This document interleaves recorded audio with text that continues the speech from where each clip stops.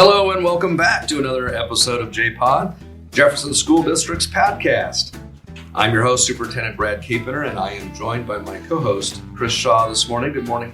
How are you today? I'm doing very well. How are you? I'm good. How'd you brave the ice storm? Quite well. Luckily, I had snow tires on my car, and so it wasn't too bad. The first part, it was mostly packed, so it wasn't too bad getting around. But after the rain hit and it froze overnight, I was sliding all over the place. This is crazy. Ice skate. Crazy weather around here, and it like making the call for the last day was really hard. You know, the first couple of days are not difficult, but the third day, I wanted everybody back in school. The roads were okay, but the parking lots were ice, and I could just imagine high school students driving in and just getting all over, hitting cars and everything. So it was like, I think we got to take another day off. So those things can be kind of difficult, but we survived. We did. Yeah. Okay. Well, anyway, we created, going back to the podcast, we created this whole idea of a podcast to strengthen the connection between our community and our schools. In marketing, we call this a meal. There are snacks. So a snack would be like a newsletter or a 3-minute video with, short little bit of information. And then there are meals that go into depth into an issue or a program or event. And our hope is to bring our families an inside look into what goes on in our schools. We have so much going on that is positive, and we want to share out and let our community in so that they too can see how JSD is a great place to be. Today, I'm really excited because we are at the high school and talking with a few of our leadership students. Yes, we are going to talk about student voice and how important that is to the success of our school district. So we are here for our students. They are our clients after all. And I've wanted our students to have more voice and input into their school experience and how we can improve. That's been a value of mine because I think, when we're talking about making goals and trying to provide a really quality education for our students, it's really important that we ask our clients every once in a while how we're doing and get their feedback and input. Oh, absolutely. So we have a thriving little leadership team happening here, and we're going to explore that in more depth today. I've got some guests, and let me introduce them. We have our leadership advisor, David Howell. Good morning, David. Good morning. Thanks for being here, and thanks for leading this crew. My pleasure. We have Calvin Grantom. He's our senior representative today. Yeah. Welcome, Calvin. We have Parker Siegwarth, our junior, visiting us today. It's great to be here. All right. Good to have you. There's Elizabeth Sosa, our sophomore. Hello, Elizabeth. Hello. Welcome.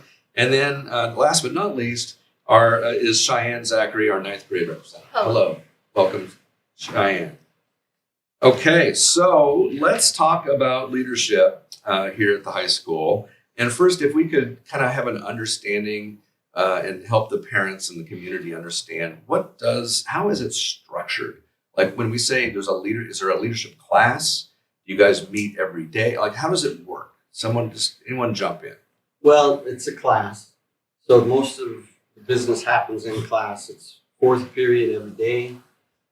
To get into the class, the semester prior, like last spring, they had to apply and get a teacher to stand for them and say they'd be a good leader. These are all elected class presidents, so they won an election and that puts them in the class. But there's only 12 kids in the class, and 6 of them have some kind of office, and the other 6 just applied, and they had to write an essay and give an interview, and then they were allowed into the class. But the process is structured around 4th period every day, or 5th period. I'm sorry.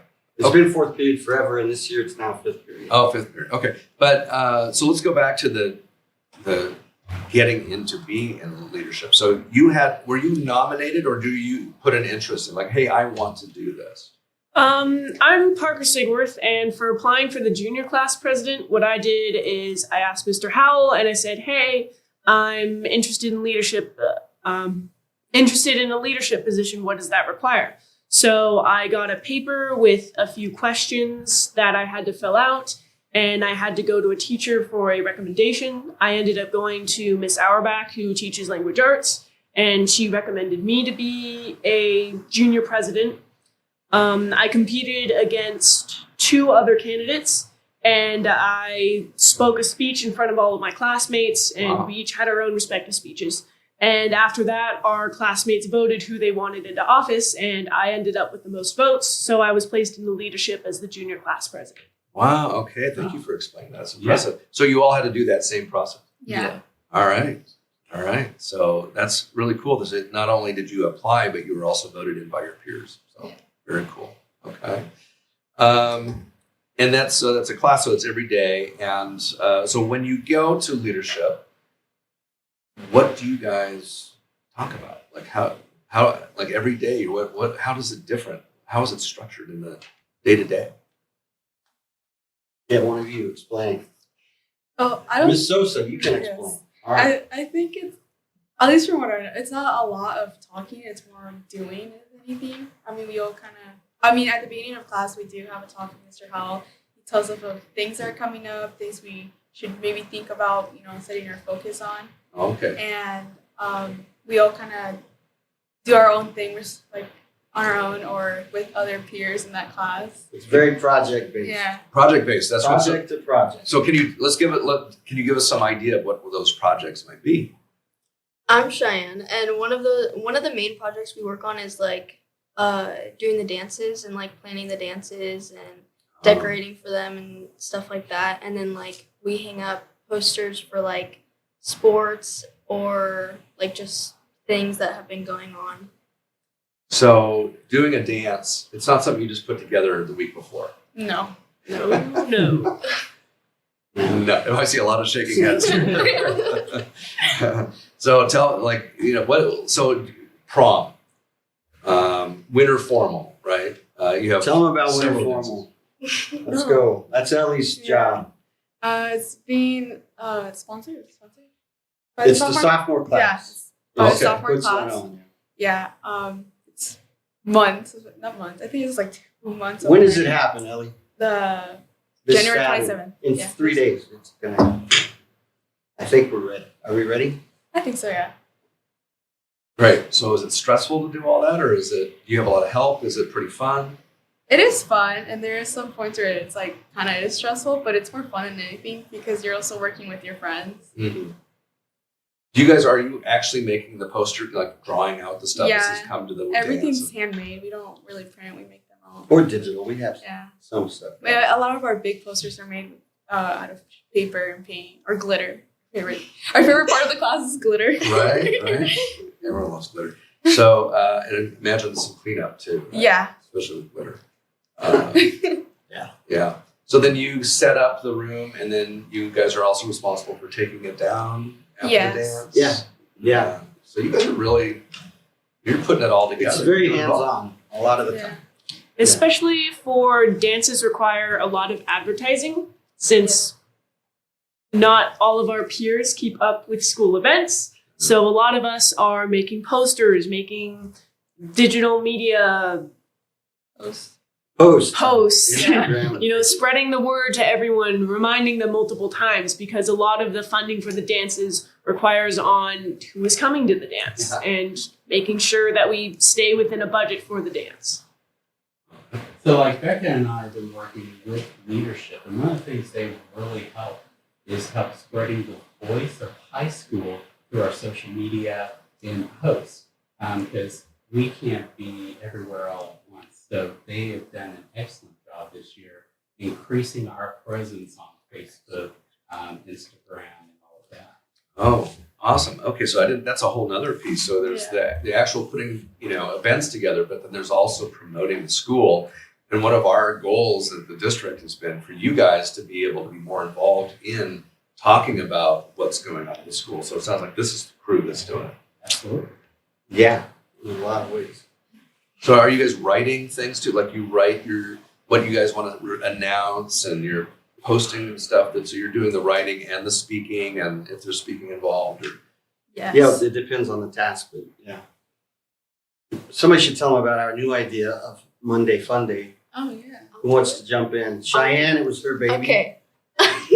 Well, me and Ellie came up with this idea of Fun Day Monday, and so every month we have a Monday in Pride, and we take 25 minutes. We have different stations, so like different like classes, like seniors, sophomores, juniors, freshmen will go to different places, Okay. and they'll like have an activity that they do, and we had a lot of prizes, goofy prizes and good prizes, but just to have everyone engage and get off their phones. That was our main goal, is to get everyone off of their phones. It's always. It was kind of like to switch up our routine, because it was just coming to school, going to Pride, Yeah. repeat, come to school, going to Pride, repeat. Right. So we wanted something to switch it up, kind of, you know, Have a ruin fun people's day. schedule in a good way. Yeah. What are the Mondays?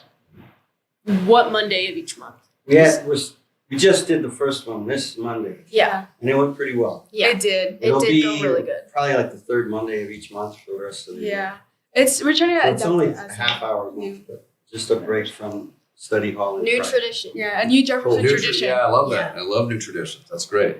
So, you guys, the different classes, are you having competitions where you compete against each other and like get a trophy or something at the end? You should explain spirit points, Calvin. So we all get a certain amount of spirit points for different things. Like where most of them come from is every Friday, if you're wearing purple or Jefferson apparel, Yeah. you get those points counted towards your class. Right now, the seniors are in the lead by, Really? I'm sure, 1 million or something. No, I know exactly. It's like 567 to 555. You're by 12 points. Okay. So you can't just rest, Right. right? It's kind of the juniors or whoever's next to you to catch up. And they can earn a lot of points during spirit weeks. We've Oh, had that's 2 of those already for like homecoming, and then we had one for holiday season. Is there another one coming up? Actually, it ends at the semester. The winning class, if the seniors hold on in a week, they get lunch brought to them. We've done a lot of Spiga, and we did Costco pizza once, and they had Pride group and lunchtime in my room, and everybody gets free food. Great. Oh my gosh, how fun is So yeah, and we give out T-shirts usually to that class that does the best, and then we start over for second semester. So there's 2 chances. the same folks though? Yes, Same. class versus class. Gotcha. Okay. That sounds really great.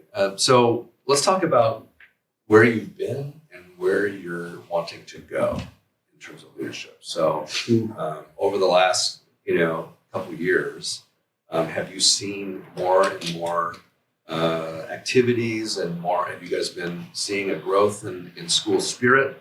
And then the follow up to that is, what is your vision as leaders? What would you like to see the school do more of in terms of voice, student voice? Okay, well, I'm Parker, and as the junior class president, I'm hoping this will be my first year in leadership. And I know last year I felt the struggle through my classmates of not having a clear connection between teachers and staff and students. There was a divide, and we often felt left out in some decision making, or at least in the dark of why decisions were being made, and that left us feeling frustrated. And one of my goals was, when I applied for junior class president, was that I would better voice my students' concerns, but also come up with solutions. I love that.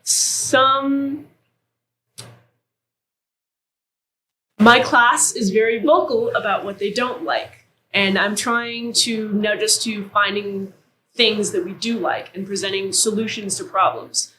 Because I know, as a president, I'm never going to have 100% attendance and involvement. But my goal is to encourage people to know that they do have a voice in the school and to know why decisions are being made. That's outstanding. Thank you for sharing that. So Go ahead. what are some of the ways that you help make sure you're hearing the voices of your class and are representing? it's a little difficult sometimes because I don't know every single one of my classmates, but I'll generally go around or they'll talk to me and they'll be like, hey, Parker, you're the junior class president. Why did this happen? Can we do this? I don't like this thing that you did. You should redo it. And we've also done in the past using Google Forms is an easier way to survey the entire class or even entire school to get their opinions on things. Very good. Well, I love your approach to, that solutions-based approach, because I think that's probably really helpful for the staff, working here. It's like, okay, you're not happy with something, but let's not just stay on you're not happy, but like do what it would be a potential solution to that so that we can, improve, right? And so I love that it's a real good leadership approach. What about Calvin? For the seniors? What is the perspective from the seniors, and how would you like to see things improve in leadership? I think a lot of the seniors are just ready to be done with school, ready to be done with high school, and we're all just trying to get there. Yep. My goal as class president was just to make sure we can have fun for our last year here. We have things coming up like our senior trip and stuff, and I knew that I could make it fun. And I talked to everybody. I basically talked to everybody in my grade, and we've all been together for so many years now that I'm able to talk to all of them and get their input for whatever decisions we can make. That's great. And we're so lucky to be away from the pandemic now, where we can do, events like that and come together and do the seniors can come do their trip and do their dance and in-person graduation and stuff. So that's got to be exciting to be able to kind of get back to that. We just have a couple minutes left, so let's go down. What about sophomores and freshmen? You guys, you've got a few more years to go here, and you guys are really involved in school spirit and class competitions and putting things together. What do you see as areas that you would like to see evolve and grow in the next couple of years for student voice? For freshmen, what I want to see grow is everyone participating and engaging in a lot of the activities in the school, or just in school. A lot of people, they don't really engage, they don't really talk, they are very quiet. And so I feel what I want to be able to do is actually have them talk and have school be fun for them. Awesome. That's great. Elizabeth? I think I have the same goal for the sophomore class. My class doesn't participate a lot in a lot of school events, mainly with the reason being that they don't find school fun. They don't see school entertaining or sometimes even important. I want to kind of make an environment where it's school can also be fun. There's fun things that we do here as well. And learning can be fun. For sure. Well, thank you. You guys are amazing. You guys are very impressive leaders, and you're doing such a great thing by getting involved, trying to get your peers involved. You're concerned about school spirits, student voice, and I really love the idea of the motivation of why you became leaders, and Parker, talking about how you saw that there needed to be more connection or more voice, and just wanted to be able to help support that and make that happen. So thank you so much. And then David, thank you so much, Mr. Howell, for your ongoing leadership of these fine young people. And thank you for all you do, guys, because you are making Jefferson High School a better place just because of the energy and efforts you're putting into it. And we really appreciate that. And we really do want to have your voice and know, because we're here for you. And we want to make sure that you have input. So thank you so much. Chris? Yeah. Thank you so much. I appreciate it. And we'll see everyone next week. See everyone next week. Take care now.